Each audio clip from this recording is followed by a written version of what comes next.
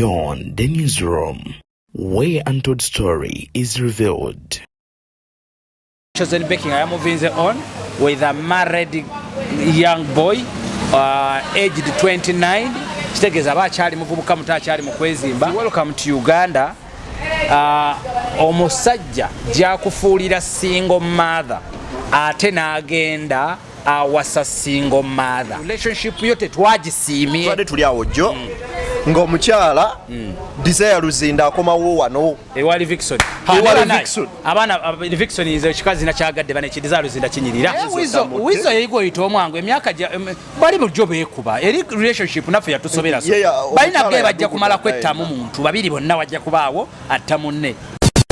Ebuvanjuba nebugwanjuba ewaka wasigala we wasinga. Beyond the Newsroom gwe mukutu ogukuleetera ekyo ekisinga katiranga naffe ng'oyita ku noti 771 44 53 ne noti 744 26 45 na bino bikulu tetulanga bafere tetulanga basawo ba kinnansi n'abagwa mu koowe eryo mwebale kutuwagira. Thank you.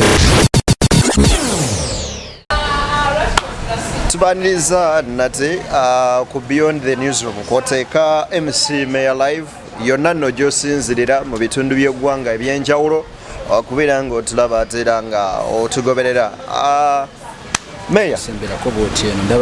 nkwanirizaako nate olunaku olwaleero ogamba otya? Ndi bulungi. Ogamba otya mikono gyaffe mwenna abatulaba abali ku Beyond the Newsroom ne MC Mayor Live kyamazima mukola kya bbeeyi era tubeebaza byansusso okubanga ate mutuwulirizanga ne mutegera gatawunyula vumbe ne mututegera amaaso gammwe tubeebaza mwebale nnyo mwebalire ddala. Weewaawo omanyi kati wano wooli simanyi oba ne show eringa eyo weka kubanga kati nze ndi kabebi kato I'm celebrating my birthday tonight. Lero birthday yange ngenda kuzo mwezi 8 but lucky enough nazalibwa ku lunaku lwe lumu ne maama. Are you sure? Era mbadde njogerako naye nga ngambadde nindabika nkuze mpezeza 5 mu 5. Anayi n'okuwa munne ebirabo. Mama nakimuwadde dda ku maisha ne mugamba mama weebale kunzaala because without her size sandi baddewo kiba kirina okusoma nga bukyali yakoze atya mama afu yakwagaliza nangamba jangu oyonke nze mugalande waka. Happy birthday. Thank you Mayor. Kibaye badde omuko gwasoose okumpereza ka message kumacha weebalire ddala ngamba erisajja lyange lino ate nno nzika tebadde oyogera nga nabyerabidde dda nga sikyajjukira naye katulabijje bunaazibira inshallah kasita olunaku lukyaliko mbeeko ndabe we naakutwala ogende abaana bakukoleko emikolo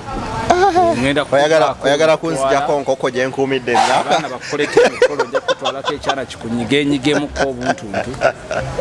kikugjemu bakunyigemu ne kunyindo obuntu buveeveemu kyokka Mayor bannaye eya nti kati buli ali eyaleeta ebirabo byaffe oba kiriwa oba Netherlands oba mu America ekirabo ky'oyinza otuwa kati kyolowooza Mayor sente tewali kirala batwe sente tewali kirala waliwo nayinza okutuwa broadcast kit waliwo ayinza okuyiwamu by the way yes naga nti ze studio ngikuyiyeemu microphone ngikuyiyeemu kamera endala ebintu byemukola tusiima nti tusiima emirimu lazima awo oba okoona bukonyi ku namba eri awo wansi byonna ne biggwa. Anyway MC Mayor wetutuukidde wano olunaku olwaleero nga gwotrendinga naye nga si kirala ensonga ekutte wansi ne waggulu yeya omukyala Chosen Becky omwana oyo yakoze ebintu ne bagamba bakameramani tubatidde bakameramani katubatiira ddala kadate bwokituuka ku mmwe ng'okola gyombi ebiri gwe kameramani yegwateera interviewer ate ndowooza kati gwe ojja kusimbukira mu bashiba otagenda kwa Chosen dogenda wa shiba towemula yes oyinza okgenda wa shiba notagenda kubanga gwate okola ebiri olaba wa kamera yafuna omukazi afaanana ng'oyo ate olonze kiba kyawedde dda nnyo mu bufunze wendaga awolaga ate kati gwe wasava nnyo gwewolaga wasava nnyo era nywerera awo kwegamba ofudde kadiri tambulirawo abalidde bali kutenda biki ebiri mu njawukana ya Chosen Becky ne Amel Dictator Amel then ate okutuuka ku proposal gye twatuuseeko naludde olabayo proposals zibeerako abazadde no yansobedde ekisookera ddala bano babadde bayawukana dda kyenjagala bannayuganda tusooke tutegeere nti bano babadde bayawukana dda newankubadde nga kino kyetwalabye kibadde kyongera ddala kusipakolingisa ddala mbeera kutukakasiza ddala nti ekintu kyatambula dda okusukkawo waawe mwali mukikoze eki mukimanyidde era njagala tegeeza bannayuganda n'abatulaba ffenna nti wanfe tetulinawo omuntu gwe twagala kukonjera gwe twagala kusalako kigambo buli muntu yenna alina decision ye gy'asobola okukola naye kyetutunuulira nti ekintu ky'okoze okikoledde mu kiseera ki era okikoleddewa anaani akikoze ti Chosen Becky abantu balabe bangi nga bamuvinga on ne batandika obulamu obulala but omuvinze on naani na kiseera kimu okikoledde nawawe okikoledde we are seeing olwaleero Chosen Becky nga yamuvinze on with a married young boy aged 29 kitegeeza aba akyali muvubuka muto akyali mu kwezimba abadde alina ka beautiful family akali young ke yakazaalamu abaana ababiri akakyala kali yakazaalamu abaana ababiri and not only that abadde family friend oba abadde omukozi w'ewaka nze bwekinjo kiyita ndi Chosen Becky yagenze in love n'omukozi w'ewaka ku speed ey'ekika ekyewaggulu nti n'atakoma ku ekyo n'akiteeka in public ensi yonna okukitegeera nti kati nze munnange muvinze on n'omusajja w'ewaka which is fine okumuvinga on n'omukozi naye abaffe okikoledde mu mbeera ki omwana omu yagambye nti welcome to Uganda omusajja gyakufuulira single mother ate n'agenda awasa single mother omusajja welcome to Uganda omusajja gyakufuulira single mother n'agenda awasa single mother ali 2 times you okategedde nti alina omwana gw'abandi gwava okufuula single mother agenda awasa omukazi omulala ali single mother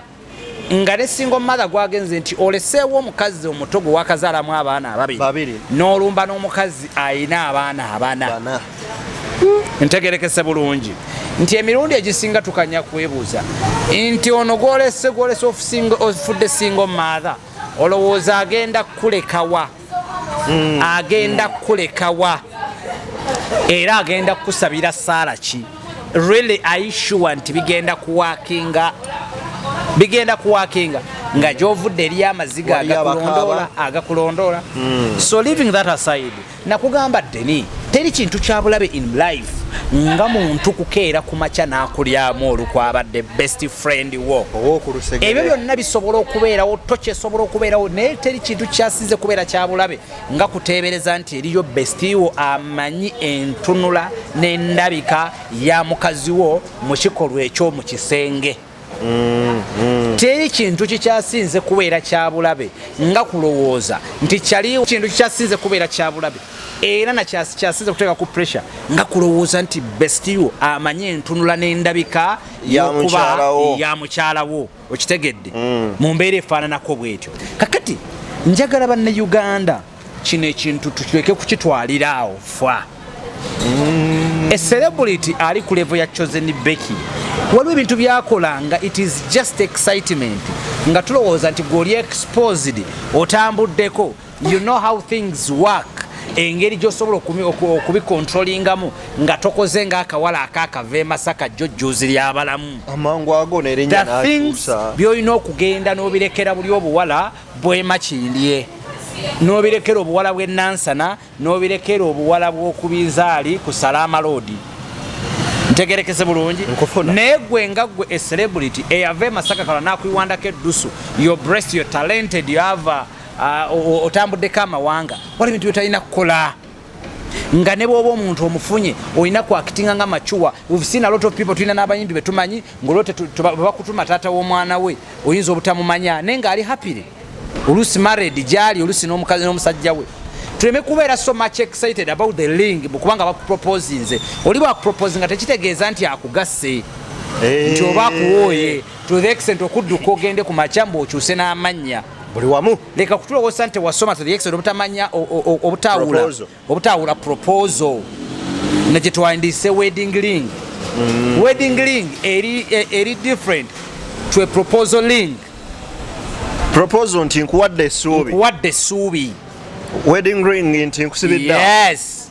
so tekikwetaagisa kubanga odduka mangu kukyusa na linnya.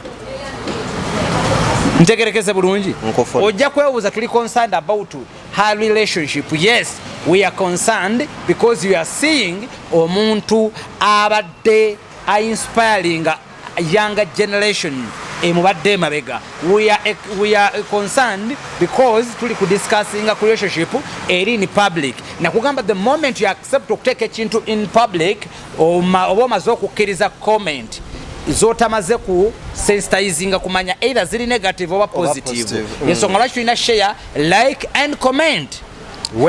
Yes, when was you? We are giving out our analysis, our suggestions because we saw your man oba twakulabye mu mawulire.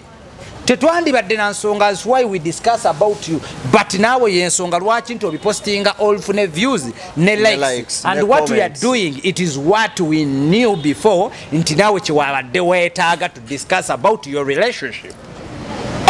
Ntegerekese bulungi kyewabadde weetaaga. So tuli mu kawaayiro, tuli mu kutambula obutuufu bw'ensonga. Leka ffe abakubye ebituli in your relationship tubikubemu ebituli era twegatte ne ku bannaffe abagamba ti relationship yo tetwagisiimye newankubadde oyina abakusekendinga but tetwagisiimye. Tetwagisiimye lwaki? Olw'amaziga g'akaana akawala ak'ennansa n'akasula mu pharmacy olwaleero akiwatutteko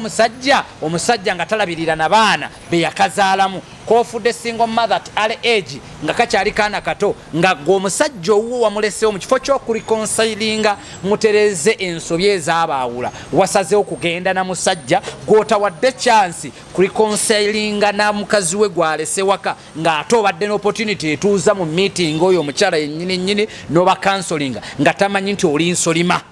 Chosen Becky abadde atuuka ku point ebatuuza nga waliwo obutakkaanya nga basowaga n'ababuulirira baddingane oba ensonga ezo bazisooti. Kati yeyagenze n'oyo kitegeeza ki nti ogenda kuleeta obuzibu ogenda okuleeta bwe bulitya nti ogenda kulumya abantu bangi. Ogenda kulumya abantu bangi gwe wayagadde kwesanyusa na kwematiza. Ekyokubiri deni tewali anoonya mirembe ng'aginoonyeza mu best friend wa bbaawe oba abadde family friend wa bbaawe.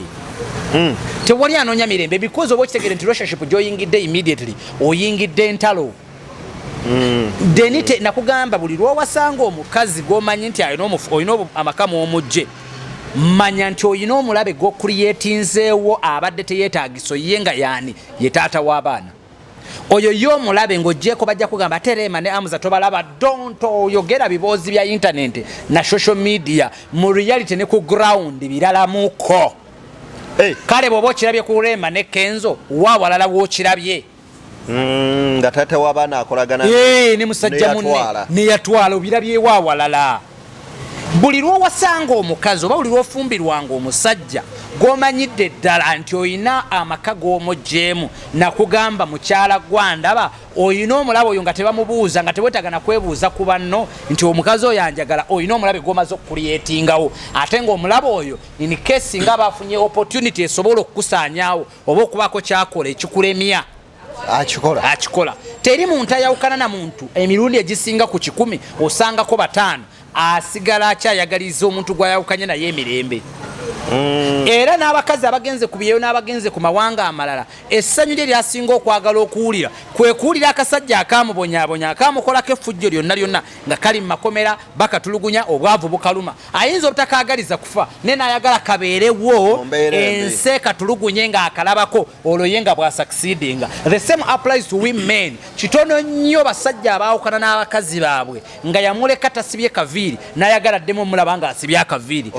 Gano ge mazima mazima abasinga ge bataagala kuwulira ninkugambye ge mazima abasinga ge bataagala kuwulira percentage esinga abasajja bwe yakana n'omukazi oyagala omulabe nga ajeera era ng'omukazi oyo ali ku maviiviigo ng'akwegayirira kudda tewali mukazi tewali musajja aloota kwawukana na muntu mbuye yabaddayo ataafukamiramu etondere nti njagala kudda percentage esinga kubana ababiri buli omu aba yeegayirira aba akirina mu mutima ng'ayagala omu yaba ensa emunyige akomewamu etondere. So Chosen Becky bw'omala okuyingira relationship ng'eyo bwe tolowooza nti egyo mirembe omaze okulyetingawo omulabe immediately ku both sides tomanyi Amil kyalowooza tomanyi na mujja woli kyalowooza. So you had an opportunity. Yes, the same story ne ku Ssekajja. Yes. Tomanyi Amil tomanyi na mukazi we era gwe wali kyakulowooleza. Okategedde. Kyokka Amil atabadde boss wo. Yes. Akumanyi in and out. Yes. Ne mukazi wa akumanyi in and out. Bulungi nnyo. Wawoolya, wawootambulira, okola ki? Naki.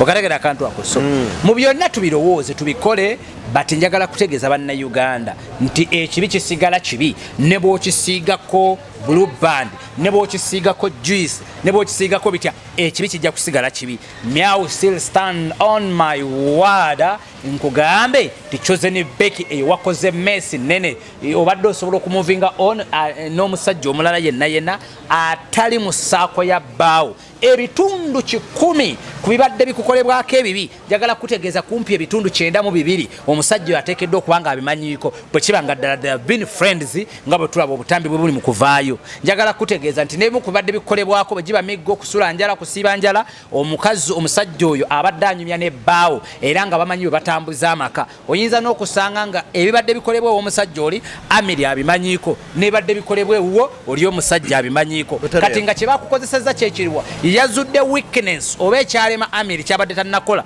ye n'ayagala akikkolere mu kubanga akuteekako akaweta olwo bakazi banno bakyala kimpadde batandike basagambize yalinda ki okumukolera bino amaproposinzo okuproposinga si ya solution okuproposinga si ekitegeeza amaka bantu bangi babakoledde ebintu ebyo ne biwunzika nga tebiwakinze olwaleero relationship gwandaba eri important eyabbaawe yakutwala mu America eyabbaawe yakutwala mu USA eyabbaawe yakukolera business eyakugulira emmotoka muyinza n'okuba nga takuteekangako takuproposinganga naye ng'obulamu butambula bulungi nnyo muzimbye mugaggawadde. Okimanyi bangi babadde mu bufumbo nga beefuna naye ne bagattibwa nti tutukuza ne butaweza yadde emyaka 2 bulungi nnyo ng'ate tubabalira ne ku ngalo nga bawera bulungi nnyo. Kati saagala lowoozese bantu obeera excited nnyo otandika otulowooza nti muno kye bamukoledde mbu kyakitalo nnyo mbu buli mukazi kyanoonya. Abakazi basukkawo abamu awo ku kwagala okunoonya empeta kyekyokka eriyo n'abakazi nga ye tomugamba byakumugatta kumuteekako mpeta nga yagamba sooka onkolere business sooka ommale kunfiiringisa nti ndi strong enough your wife nti ndi mukazi wo oli wange kubanga tubirabyeku ng'abantu boonooneka. Ne okimanyi ne bwaba mu bawala ba bulijjo waliwo olinga nsi omwami bw'aba ntadde ku DP namukasa namba ya nampa y'akantu agenda kumpa y'akantu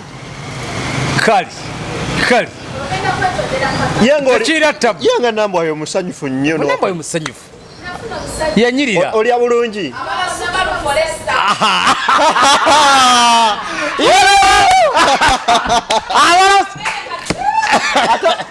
meya yangamba agenda simba kalima njirina ate nina kuzunga nayo naye njagala kutegeeza emmotoka nagitwala mu kyalo kadi eri mu kyalo naye okumuwa ajja kumuwaamu avugengamu ejja kumuwangamu avugengamu obadde kikyogezaako kuyisaawo ize sirina tapu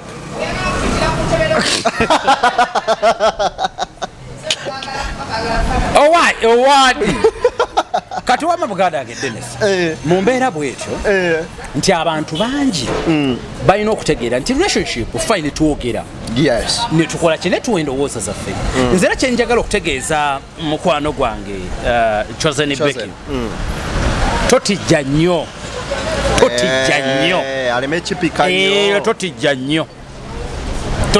akikwata empolampola totijja nnyo naye bwekiba nti Amel yajja naye mukozi owa Chosen Becky Chosen Becky n'amweddiza era n'omukozi omulala azze era naye amufunye abadde kamera person Chosen Becky kati Chosen yayagala bako mukazi akozeemu kasente kati anoonya ab'okuwasa yawasa era ekyo saagala nkere ku makya nkugambe nti waliyo musimanyi yagudde mu laavu yakoze no Chosen Becky yawasa era Amel bwe tuba tukongratulatinga abantu like Ssekajja mwami Ssekajja tukongratulatinga naye tugamba nti weebale beera mudda awulira beera musajja muwulize ate beera mukozi oleme kukola nsobya ezakyaya ezagobya musajja munno lwakuba nti ogenza okujja wa Chosen kati naye mugezi akasente obake wabaze takyakagaba ekyo banga kewabaze takyakagaba abaana bafango ne bati Mayor musically what next for Chosen Becky what musically kyekiddako ekya Chosen Becky kubanga bwe tutunuulira Chosen Becky as a name it's a brand ye yennyini ng'omuntu ye brand yes era nalabye show yammwe jjo ne kuku nga mukola era kintu kyabanyiiziza nnyo ekyo lwaki yakyusizza erinnya ne kati ddala ofaaki nga gwe wennyini oli brand abantu gye banoonya tebanoonya Ssekajja kinagambye nti amaalo n'ekyalo kasoobigatta pozi we Masaka kasitooligatta amaalo n'ekyalo omanyi bannamasaka nedda si bonna naye waliwo amaalo n'ekyalo ate weewalanga nnyo omuntu afunye ssente nga mukama amuyambye mu famire yazirinamu yekka oyo aba muzibu aba takontrolingika anti tajja mugamba yes buli omu amutyo wange kubanga buli omu aba amutya tawabulwa tagambwako buli kimu kibeera ku ye okalagera akantu ako nkufuna so kati kyetulina okutegeera Chosen Becky okwongera okumubembeekereza maama naye musically ajja kusigala ayimba ayina abakyala ba bamukkiririzaamu but sijja gamba nti olwayo nti abadde wa kitalo nnyo era nti w'amaanyi nnyo abadde alina akati we yawagamira bwati awo nti nti wa kitalo nnyo nnyaza tali wansi tali waggulu nnyo naye nga yawagamira awo naye kino kiyinza obutamuli kiki simanyi gye kinaamuleka neze I am not sure nti ayinza okusigala kyekimu but musically tomanya Katonda byagera tomanya nze nti tomanya naye bakameramani mbanyiigidde yagenze naye bakameramani muli bazibu yagenze naye kyova olaba lumukirabira alikwata mu liiso naye oyo ye namugamba nze bannaye akebezanga namunyonyola nze ndi mulwadde namugamba amazima ndi mulwadde bye bazuugazuuge bajja fiira bwereere manyi beezunzazunza bajja fiira bwereere meya loleso wali waka ku sente meka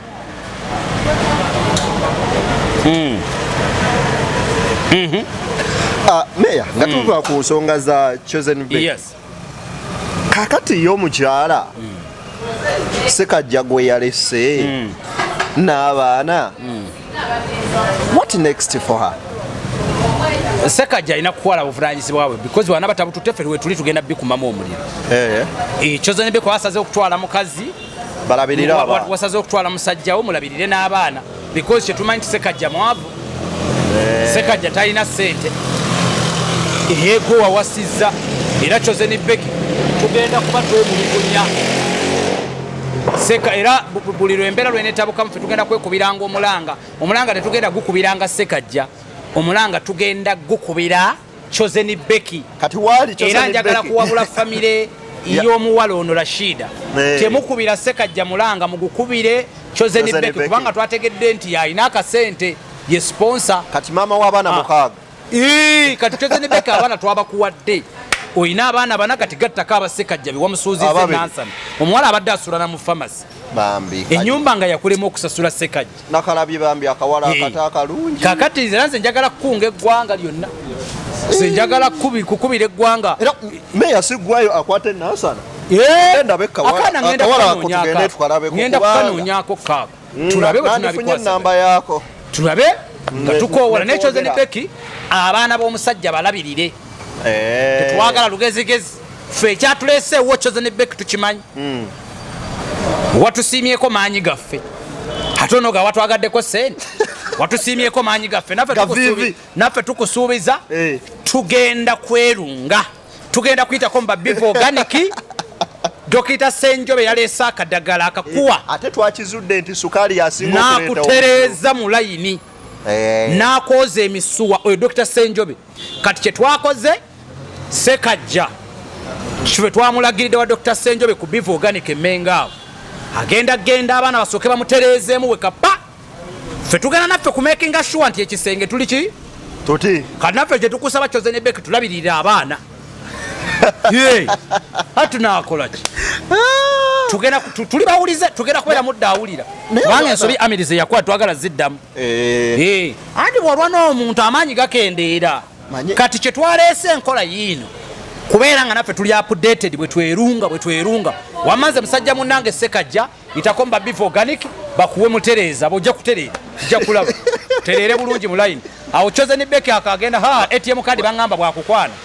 ATM card akulagira ne pin laira lwakuba ku luno bangambye yakambuwaddemu mbadde mmanyi badde nanoonya engeri gye tujjawo Ssekajja kati Ssekajja kye namulabye kino kyalina okumanya olina okwetaaga abasajja ngaffe abagezi bw'onootwala ekyalo kyojja kuvayo nga tulina kyokunguddeyo Amiri yamujja mu restaurant nina mukwano gwange yafuna omukyala ng'ali awo mu ba Chosen Becky bwe bati ng'alina amakaawo ebbunga nga gali gati olwamufunira we mugamba baby sooka onteeke ku kyapa mmanyi oli wange kasita yamala omuteekako naye Chosen Becky amaalo g'alina ayinza okukikola ayinza okukikola maalo mangi ayinza okukikola tubadde tuli awo jjo ng'omukyala Desire Luzinda akomawo wano ewa Levixone abaana Levixone nze ekikazi nakyagadde bane Desire Luzinda kinyirira ekyo ne bwe mbeera nze nga Desire dabuto bangambye gundi alina emyaka 35 Levixone but I think Desire takuze nnyo tagenze nnyo nalabika alinga mu 43 Desire 43 aba akyazaala aba akyanamu abaana benga it's okay it's okay ndaba nange wamaba Levixone nenge ejja kula muti yatalabikanga kana nze ndaba nze saakirabye embuzi bagenderaawo bayira nalabye omukyala yayawula omukazi yakula bulungi yajjayo akayimba kanene ekitone nyabo Desire nego ofuluma mu Uganda kirungi ate tukkirize Desire ye brandinga ne bwe yabadde akomawo ku airport walabidde eddala nga ali executive takyali bye excitement ebyo no yabadde executive yayambadde bulungi ekyambalo kye wansi ku bigere nendaba Levixone ng'aba nnaani sajja agudde mu bintu ate mukazi mugagga baŋŋamba eri gyali mutuuze kitegeeza nti olwaleero Levixone ekyeyabaze kiyinza okuba ekituufu yeetagetinga n'ategetinga n'agatta ebya Uganda byafuuse byakubala bubala bugattu papa n'ogattagatta obwayi ne bugatta naye abavubuka abato bafudde Levixone tojja kugamba nti mwana muto kati omuvubuka w'emyaka 35 ng'oli celebrity mwena n'akasenteko oyagala dde mu bwana bwa university obunaamusumbuwa kafuna omukazi yakola wakati abo abaana balaba life gye balimu tebakyali ku mbwani gwe nnyanjulidde mukadde wange afawa waazadde omwana we future kati omwana gwogenda ozala mu Desire Luzinda eyo future ebyo nabbirekera bajime ne balonesi bagende mu bakazi b'obutogo kati kubanga nze nabagambye abantu wano tuzadde mu bakazi abanaku alemedde mu bakazi abatembeyi tuzadde mu bakazi abanaku tetulina kye tubafunyeemu era nze kati nsekendinga omuvubuka anoonyayo erikyala lye nga lyemaze okweestablish nga lirinamu akasente abakazi abanaku omuzaalamu oba ku TV awo ng'akuguddeko tonyongera mukazi munaku so gwe ekya Levixone ne Desire yemu ku kapo gye njagala Levixone and Desire Luzinda must shine kapo ya Desire Luzinda ne Levixone yemu ku kapo y'omwaka guno gye nalabye nange nensiimirawo nalabye ekyana kye Desire mwezo ga kya myaka 23 bannaye myaka 23 very nice era I second it Meya nga tumaliriza yes olunaku lwajjo twagenze okuzuukuka nga amawulire ge tutuukirako gega Weasel Muddwaliro awo bajja kwetta nga mukyala we amutomedde we eyo kapo family yaabwe buli akadde konna erinde rest in peace kubabiri waliwo ajja okutta munne kubanga yadde Weasel bamutomedde nze Weasel yammazeemu amaanyi Weasel oluzengula akugambye bwe bamugambye mukazi we ali ku poliisi abagambiddewo njagala mukazi wange ave ku poliisi ate ayagala ajje wano mwetondere wenakomye otutegeera sawa zademu bbiri zakiro ngaomukazi nga ali mu ddwale ali mu kwetonda nga Wizo yali mu kwetondera omukazi notagamba nti ekyana ekyo nze zamanyi tegampe sabamba Wizo yamugambye tokola ki nze natidde n'okutya navudde ku bantu nze navudde ku bantu natidde n'okutya Wizo yazimmenye Wizo naye yategedde ensobi ye nti Wizo yabadde alina ensobi naye ate bwoba omwana naye Wizo yeyiga oyita omwangu emyaka bali bulijjo beekuba eri relationship naffe yatusobera balina ge bajja kumala kwettamu muntu babiri bonna wajja kubaawo atta munne ensi weweere kubanga abakulu balemeddwa okutuuza ku relationship eno okutereera winakyo kyanjagaza ejja kwetta ze mbabuulidde ebya Sandra Teta ne Wizo wajja kubaawo rest in peace bamana batemwetereza omukazi wakutunuuliramu gundi anyway kandekera abatingisha obawo obudde yes njagala nnambwayo abantu akantu bakatubanjiza nnyo nennambwayo oyo njagala kumufuna wano naye tokola kyonna kyokola nobako akagambo kogamba nambwayo muntu wange nnyo mukwano gwange Subaru yaffe nze nulirirwa Subaru yaffe tuli tuti ekyali mpya ngikodowalira nno munna saawa yonna ngikodowalira ate baŋŋamba era n'ekisumuluzo okukakasa ekisumuluzo nyina gwe ngenda osooka okirekera baŋŋamba ku bintu bino wammanga nambwayo kwatudde empisa mukazi mulungi nnyo ayinza okuba amavivi n'ogamba akaana katukaleke ndeka ŋŋende neerabira omwana bwekirala juice ali omwo ndeka ŋŋende neerabira omwana bulungi bweraba tusiikale nga guludde nakkiriza asigadde zedde ne MC Meya beyond the newsroom koteeka MC Meya live let's meet into another story naye namukasa ndaba mujjeyo bizike